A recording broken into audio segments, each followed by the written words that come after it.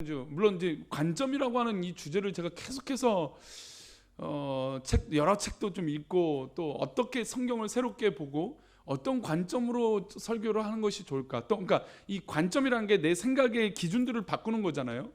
말 그대로 지금 이 31번째의 시간을 가지면서 나의 기준의 관점으로 이 세상을 바라보는 것이 아니라 철저하게 하나님의 기준으로 갖고 이 관점으로 사는 것이 진짜 복된 삶이다라는 것을 이 말씀으로 나누고자 했는데, 제가 이 31번째 시간 또 이 열정, 즉 하나님 앞에 예배하는 이 태도에 대해서 묵상하면 할수록 많은 이 도전을 제가 받고 있습니다.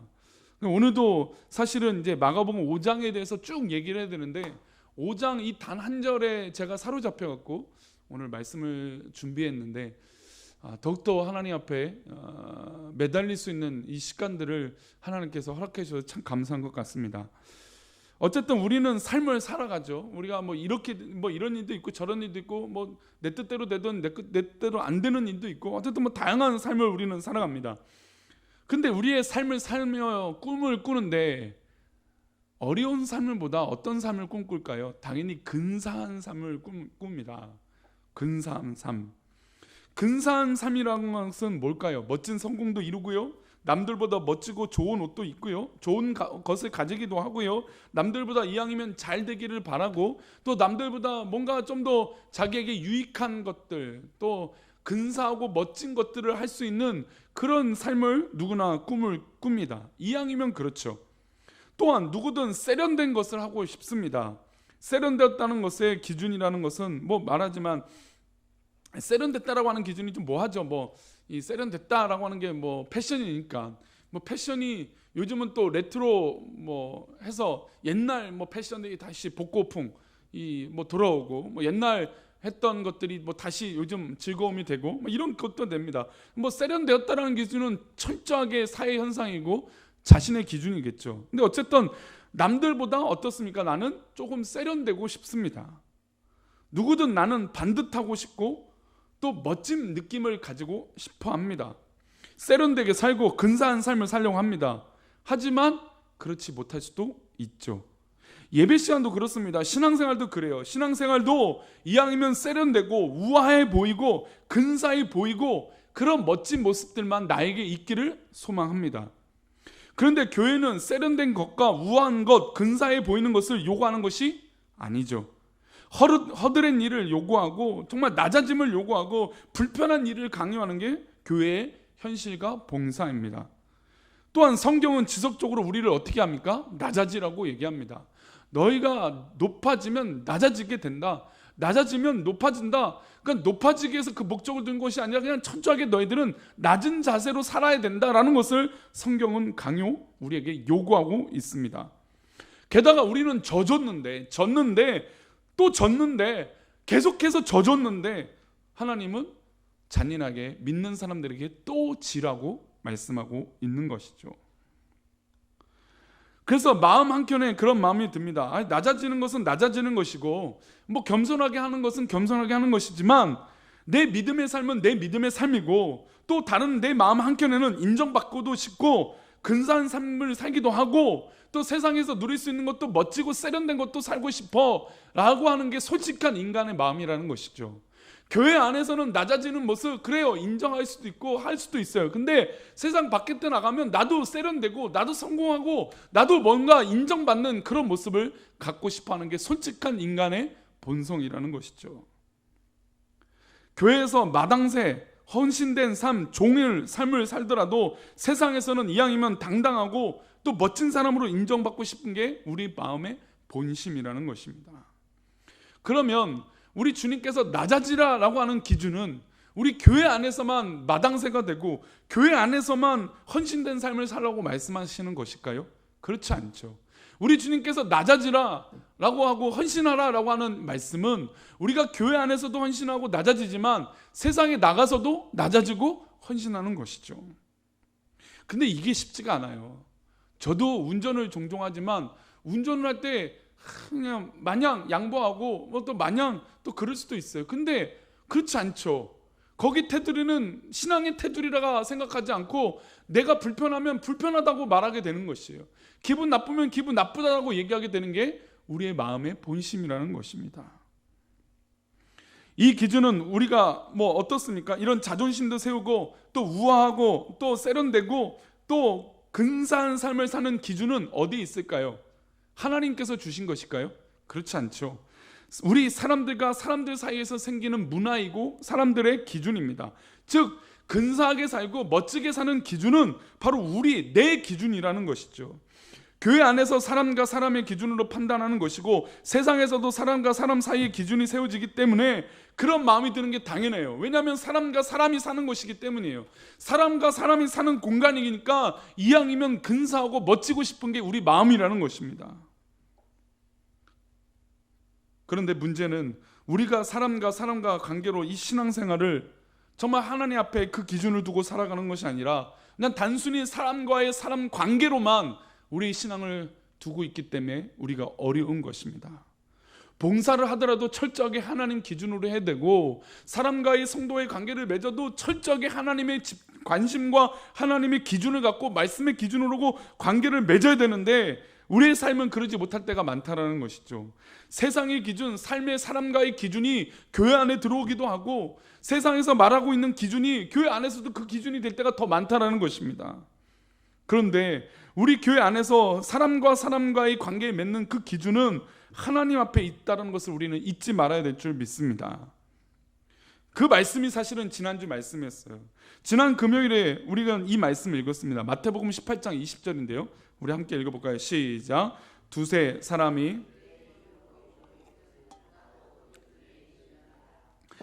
사람 가운데 우리 주님이 함께 하신다는 약속이죠. 그런데 중요한 것은 그 이전 구절이에요. 두세 사람이 내 이름으로 모였다. 그러니까 두세 사람이 내 이름으로 빼고 두세 사람이 모였습니다.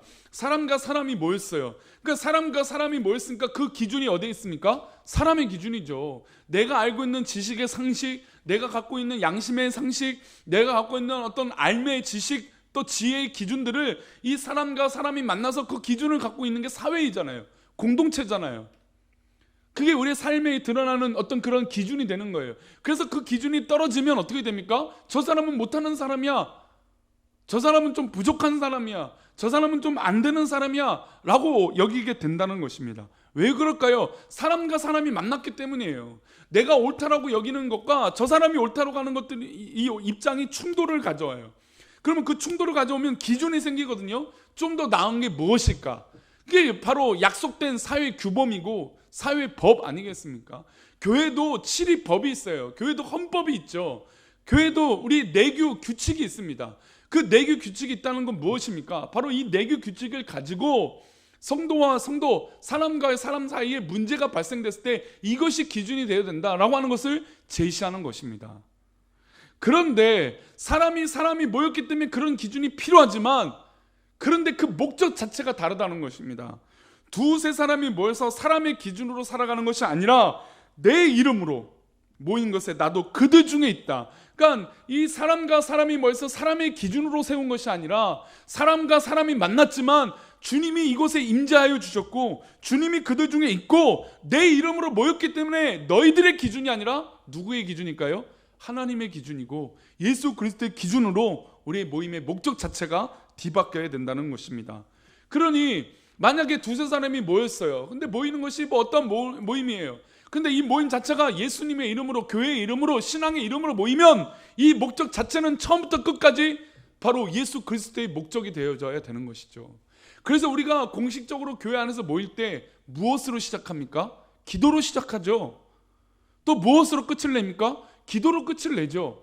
왜 그럴까요? 이 예배의 시작, 이 모임의 시작이 바로 예수님이, 우리 주님이 함께 하시는 것이고 마무리하시는 것도 하나님께서 하시는 것이다, 예수님이 하시는 것이다 라고 하는 것으로 우리는 암묵적으로 약속을 해둔 거예요. 그래서 가끔 기도 안 하고 빼먹으면 어떤 안 좋은 결과들이나 어떤 것들이 있으면 거 봐, 우리가 시작할 때 기도하지 않아서 그래, 이런 마음이 드는 건 이 모임 자체가, 이 목적 자체가 예수 그리스도로 말미암아 그 목적이 있기 때문이에요. 그렇기 때문에 시작과 끝을 기도로 하는 것이죠. 그래서 우리 사랑하는 성도님들, 우리가 모이고 또 함께 할 때마다 주님의 이름으로 모였다면 그 모임은 철저하게 선언되어져야 돼요. 이 예배는, 이 모임은 하나님의 것입니다. 하나님께서 인도하시는 것입니다. 그러면 어느 누구보다도 위대하고 완벽하신 우리 하나님께서, 우리 주님께서 우리 모임 가운데 계시니 그 모임을 완벽하게 인도하시지 않겠습니까? 아무리 우리 기준으로는 불안하고 우리 기준으로는 안 되는 것 같고 어려움이 있어도 우리 주님이 살아계셔서 우리 가운데 계시니 그 기준이 완전히 다른 것, 그리고 하나님 뜻 가운데 인도받는 것 아니겠습니까? 완전한 신이신 예수님이 우리와 함께 하시는데 우리가 무슨 기준으로 우리 생각을 할 필요가 어디 있겠습니까? 우리 중에 우리 주님이 계시니까 우리가 예수님께 나아가는데 멀뚱멀뚱 가만히 있을 수 있겠습니까? 우리 주님이 우리 가운데 계신다는데 우리는 가만히 있을 수 없어요. 그래서 우리는 열정적으로 우리 주님 앞에 모일 때마다 힘써야 된다라고 지난주에 말씀드렸어요. 그래서 그 열정적으로 나아간다는 것을 묵상하니까 한두 군데가 우리가 변화될 것이 좀 많은 게 아니더라고요. 열정적으로 우리 주님을 맞이하고 사랑하고 우리가 주님 앞에 달려가야 되지 않겠습니까? 예수님이 이 땅에 오셨을 때 예수님께 달려나갔던 사람들이 있어요. 그러니까 예수님 오시니까 막 달려갔던 사람들이 있어요. 그런 사람이 어떤 사람인지 아십니까? 우리 마태복음 19장 14절이에요. 읽어보겠습니다. 시작. 예수께서 이르시되 어린 아이들을 용납하고 내게 오는 것을 금하지 말라.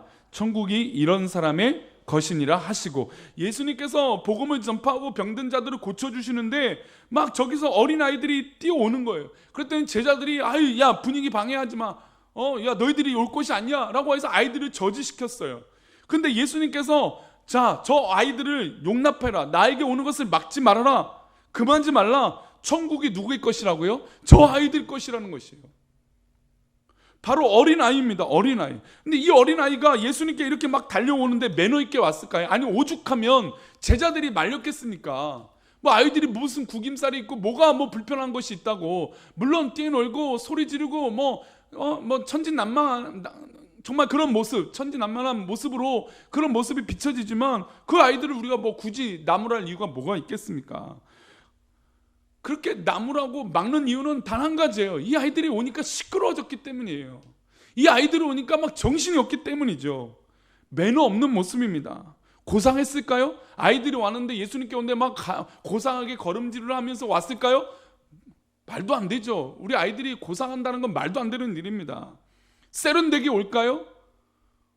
우아하게 올까요? 고상하게 올까요? 아니죠. 이 아이들은 그렇지 않습니다. 그런 거 아무 생각이 없어요. 그냥 예수님이 저기 계신다라고 하는 소식 듣고 우리도 예수님 만나보자 라고 하는 모습으로 달려갑니다. 그리고 막 친구들하고 어깨 싸움도 하고 뛰놀면서 막 막무가내로 오죠. 근데 이 아이들에게 기준이 세워졌습니다. 이 아이들에게 기준이 무엇이었습니까? 어른들의 기준이었죠. 어른들이 보니까 이 아이들이 이 분위기를 망치는 것 같았던 것 같아요. 이 아이들이 오니까 예수님의 말씀을 듣고 또 예수님께서 병을 고쳐주시는데 뭔가 방해가 일어나는 것 같았어요. 그래서 이 어른들의 기준으로 말미암아 누구를 막았습니까? 어린 아이들을 막은 거죠. 야, 너희들 이러면 안 돼! 라고 제지했습니다. 그런데 예수님이 이 아이들을 들어오는 것을 용납하셨어요. 받아주셨어요. 오히려 우리에게 부끄러운 사실은 이 천국에 소유된 사람들이 바로 이 어린아이와 같은 사람이 바로 천국을 소유한 사람들이라고 선언하셨어요. 그래서 저는 충격적이에요. 저는 너무 놀라워요.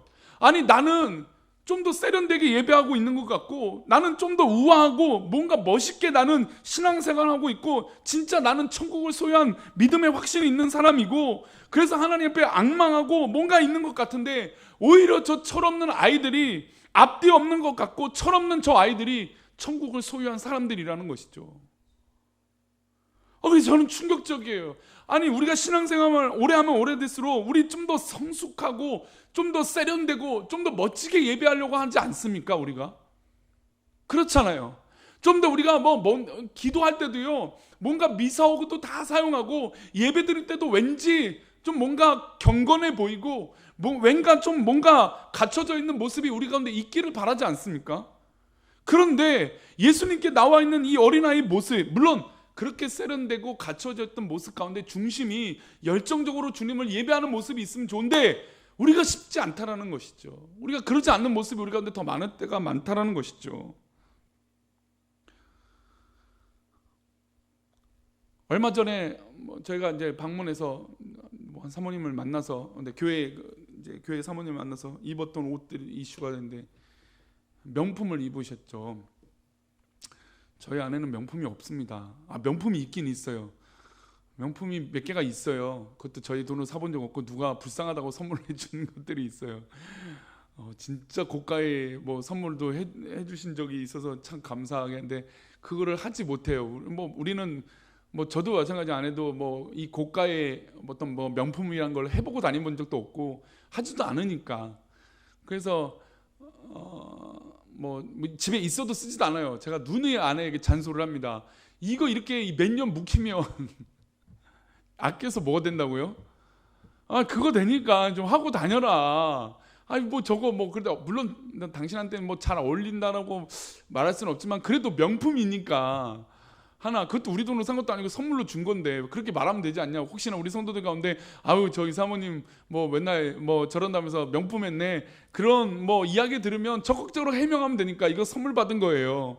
근데 선물 받은 거 하고 다녀도 뭐 도마에 오르는 건 사모이죠. 어쨌든 설명을 해도 뭐 사모가 뭐 명품을 하네 이럴 수 있으니까. 그래서 저희 가정은 늘 그런 것도 조심스러워요. 근데 이제 교회 갔더니 우리 친한 사모님이 명품을 입었어요. 그래서 한 권사님이 우리 사모님도 이렇게 좋은 거 입으면 좋겠다, 예쁜 거 입으면 좋겠다 하시는데, 그래서 저거 명품이에요 그랬어요. 입으면 되죠. 근데 그 명품을 입는다고 해서 우리가 진짜 하나님 앞에 예배하는 것도 명품이 될까요? 아니잖아요. 그렇게 우리가 우아하게 하고 세련되는 기준으로 우리가 신앙생활을 한다고 했을 때 정말 하나님께서 기뻐하시는 그 예배를 우리가 드릴 수 있을까요? 그렇지 않다라는 것이죠. 그래서 제가 너무 충격을 받았어요. 원래 이 말씀 너무나 잘 알고 있는 말씀이잖아요. 어린아이를 예수님께 오는데 막지 말아라, 용납해라, 금하지 말라라고 하는 말씀 우리가 다 알고 있잖아요. 근데 저는 이 말씀을 준비하면서 충격에 빠졌어요. 나는 분명히 이제 담임 목사도 됐고 뭔가 우리 성도들을 세련되게 이끌고 뭔가 좀 더 다른 교회보다도 더 멋진 예배를 드리고자 애쓴다고 했는데 과연 그 기준이 하나님께서 기뻐하시는 기준인가라고 하는 이 한방 맞음이 있었어요. 내가 요구하는 세련됨은 아닌가, 내 기준으로만 요구되는 우리 성도들의 예배 태도가 아닌가라고 하는 기준에 제가 진짜 한 방을 먹었어요. 어제 이 금요기도를 준비하면서. 그래서 너무 마음이 불편했어요. 하나님, 그럼 지금 제가 말하고 있는 이 신앙 고백과 또 천국을 가진 이 목사의 이 심정은 과연 뭘까요? 라고 하는 질문을 했어요. 그리고 내가 드리고 있는 예배의 태도가 과연 하나님께서 기뻐하시는 모습일까요? 정말 제가 주님을 만나려고 하는 그런 갈망함이, 열망함이 우리 가운데 있는 걸까요? 저 가운데 있는가요? 그런 고민을 해봤습니다. 그래서 찬양할 때 박수를 치는 것도 내가 하기 위해서, 분위기 위해서 하는 것이 아니라 지금 이 순간 우리 주님이 우리와 동행하시기 때문인 줄 믿습니다. 그러니 열정적으로 예수님께 나아가는 거 아니겠습니까? 그러니 열정적으로 찬양하고 기도하는 거 아니겠습니까? 이 모임 자체가 예수님이 함께 하시겠다는 임재를 상징하는 예배인데, 이 임재를 상징하는 이 예배를 왜 우리 기준으로, 우리의 상식으로, 우리의 판단으로 예배를 드리면 말도 안 되는 일을 우리가 하고 있다는 것이죠. 그래서 우리는 지금 큰 착각을 벗어내야 됩니다. 우리가 지금 천국을 소유했고 구원이 확신이 있다고 해서 느긋한 삶을 사는 것이 아니라 하나님 앞에 예배하고 우리 주님 앞에 달려가는 것이 당연하지 않습니까? 우리 삶의 주인이 바로 우리 주님이시기 때문이에요. 저도 오늘 강제집행 중지가 딱 나왔을 때 너무 마음이 무너졌어요. 솔직히 너무 속상했어요. 그래서 장로님들한테 일일이 전화하고 또 문의하고 알아볼 것들을 다 또 연락을 하면서 도움받을 곳이 있는지 또 다 찾아봤어요. 그리고 또 뭐 여러 가지 요구들도 했고, 또 그걸 제 자존심도 다 내려놓고 또 얘기도 했어요. 그러면 될 것 같아서. 그런데 교회는 하나님이 주인이시더라고요. 이게 진짜 믿음이거든요. 2달 방학 잘했으니까 이제 지키면 돼요. 어차피 우리는 지킬 싸움이었어요. 왜냐하면 우리가 그렇다고 뭐 조합장에 돈을 얼마 주고 해서 하게 되겠습니까? 뭐 요구하는 대로 들어주면 될까요? 안 되잖아요. 우린 그런 방법으로 해서는 안 되잖아요. 그래서 참 갈등이 있었어요. 무엇이 옳을 것인가? 어떻게 해야 될 건가? 고민을 많이 했어요. 물론 어찌됐든 우리 협상위원장이신 또 협상위원이신 우리 장로님들이 이제 알아서 다 협상을 하시겠지만, 어떤 방법이든 하나님께서 우리 교회 주인 되어 주시고 하나님께서 역사하시는 것만 우리가 인도함을 받는 그런 교회와 공동체가 되기를 축복합니다. 이 얘기를 하고 싶어요. 요즘 우리 사회 가운데 반려견, 반려묘, 저는 반려묘라고 하는 단어가 있는지 작년인가 알았어요. 최근에 반려묘, 그냥 고양이라고 불렀는데 반려묘라는 말을 그러니까 들었긴 들었는데 그게 고양이를 말하는 건지 몰랐어요. 관심이 없으니까, 고양이 키우는 거에 아예 관심이 없으니까 반려견 하니까 견인데, 묘라고 묘자 한자가 고양이구나. 얼마 전에 알았어요. 그러니까 저는 이제 애완견을 강아지나 고양이 다 좋아하지만 키우지 않고, 또 아내도 이제 이 알레르기도 있고 알러지도 있고 하니까 동물을 키우려는 저희 가정은 없을 것 같아요, 앞으로도. 그래서 관심이 없었는데, 우리가 물론 강아지와 고양이와 비교할 건 아니지만 이 이기적인 시대, 또 이 핵가족이잖아요. 가족이 식구들이 없으니까 이 그러니까 함께 살아가는 동물들이 있다라는 겁니다. 그래서 반려라고 하는 이 단어를 써서 강아지와 고양이를 키우는 것이에요. 그러니까 사실 강아지와 고양이 키우는 분들한테 그게 뭐야 라고 하면 굉장히 큰 신뢰죠. 왜냐하면 실제로 진짜 가족같이 됐어요. 우리 교회 성도님은 여행도 못 가죠. 그렇죠? 여행도 못 가요. 이 고양이 밥 몸주면 안 되니까. 그럴 정도로 인생의 동반자, 반려가 됐다라고 하는 의미로 반려견, 반려묘라고 하는 단어를 씁니다. 그래서 이렇게 초소형이 되고 핵가족이 되어버린 이 시대에 반려견과 반려묘가 우리 가운데 위로가 된다는 것이에요. 그래서 얼마나 위로가 되냐면, 요즘 우린 젊은 사람들이 SNS를 하잖아요. 자기 표현하기 위해서 인터넷에 자기 사진도 올리는데, 어떤 것들이 인기를 뭐냐, 자기 집에서 키우는 고양이, 강아지 사진을 띄워올려. 제가 계란말도 지금 함부로 못 쓰고 있어요. 개한테 계란말도 못 쓸 정도로 이제 조심스러운 시대가 됐어요. 이 강아지님과 고양이님한테 님의 사진을 찍어서 올려요. 그러면 보통 인기 있는 사진, 강아지 사진들은 그 동네에 찾아가서요, 그 강아지 고양이를 한번 만나고 싶어서, 무슨 스타를 만나는 것처럼. 이게 이제 안 키우는 분은 이게 말도 안 되는 얘기예요. 근데 반려견과 반려묘가 되신 분들은 100% 동감하는 말이에요. 그러니까 제가 마치 반려묘에 대해서 관심이 없었으니까 고양이를 반려묘 단어로 알고 있었지만 그 말인지 몰랐던 것처럼, 우리가 관심이 없으면 사실 모르거든요. 근데 SNS에 딱 그 반려묘의 예쁜 사진, 이 고양이 예쁜 사진 올리면 수십만 명이 좋아요를 누르고, 그 강아지, 이 고양이 한번 만나보고 싶어서 막 어떻게든 쪽지를 보내요. 편지를 보내고 한번 사진 좀 찍게 해달라고.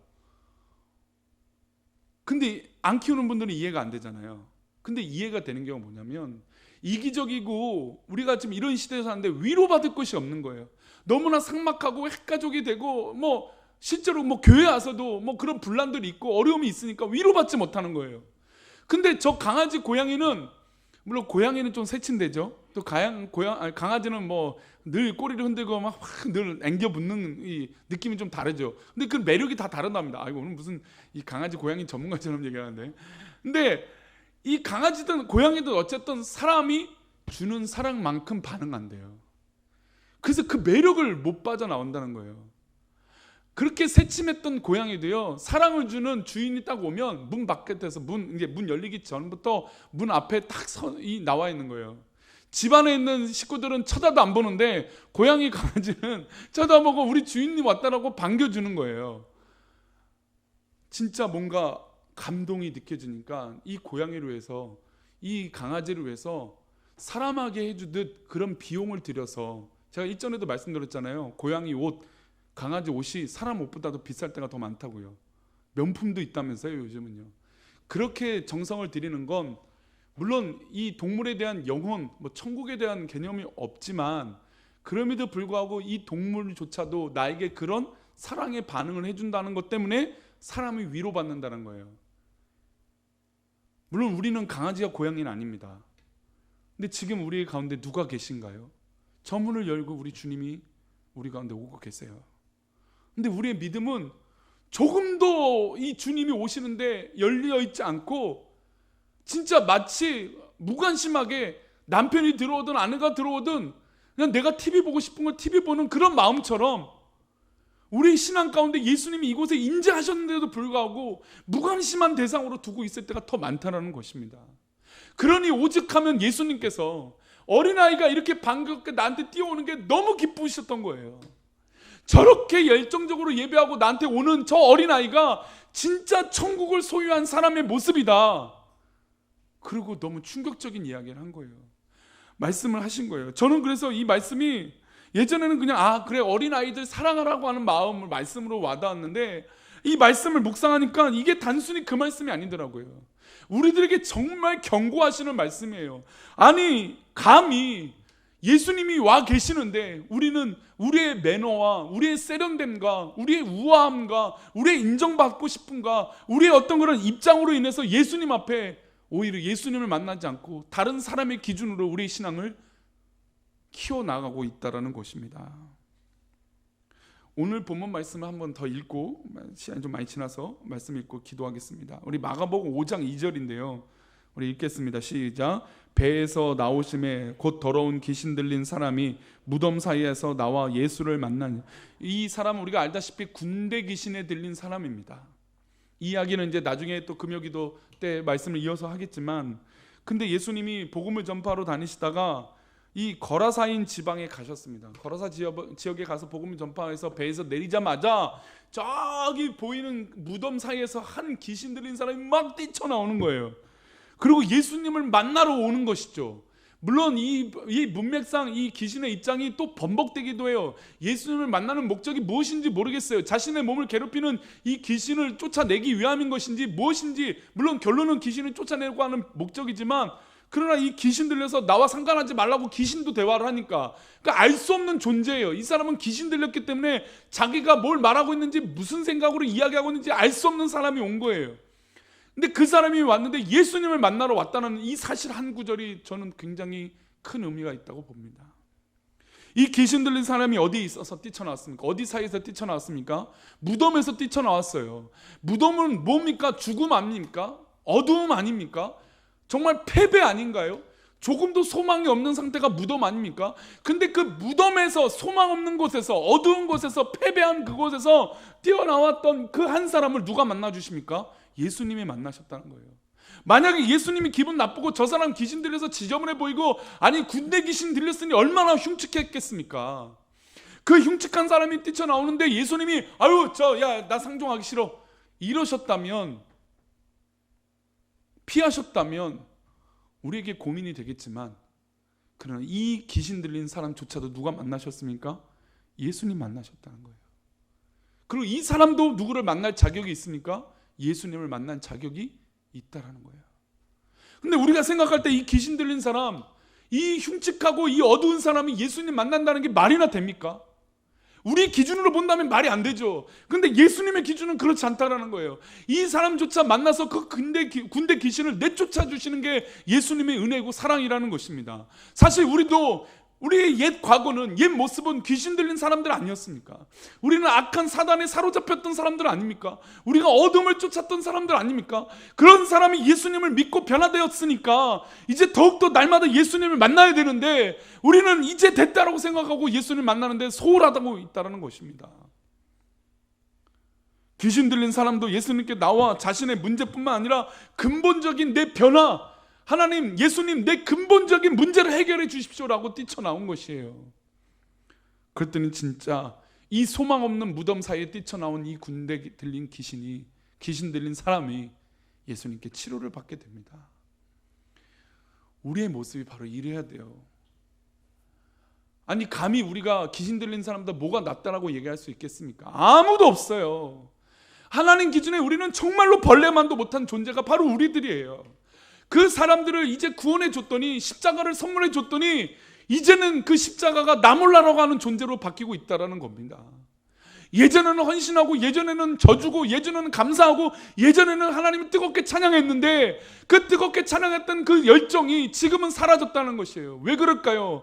바로 이 예수님 만나는데 우리의 마음과 믿음을 드리지 못하고 있기 때문이에요.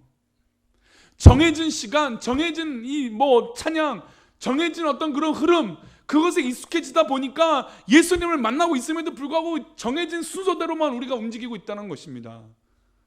이건 매너리즘이 아니라 습관화가 됐기 때문이에요. 예수님을 만나지 못하는 습관화가 되니까 계속해서 안 만나게 되는 거예요. 그러나 우리가 빨리 깨어서 예수님을 만나는 습관으로 변화가 되고 열망하고 갈망하면 하나님의 크신 은혜가 이 저녁 기도회 가운데 임하게 될 줄 믿습니다. 우리 사랑하는 성도님들, 우리가 혹이나 소망이 없는 가운데 있을지라도, 아니 우리가 혹시나 잘 되고 잘 살아가고 있는 그런 상황일지라도, 어떤 상황일지라도 주님을 만나는 것이 우리의 인생의 가장 즐거운 일인 줄 믿습니다. 그렇게 승리하시고 믿음의 삶을 사시는 우리 저와 여러분 되시기를 축복합니다. 우리 힘차게 마귀들과 싸울지라 하나님 앞에 찬양하겠습니다.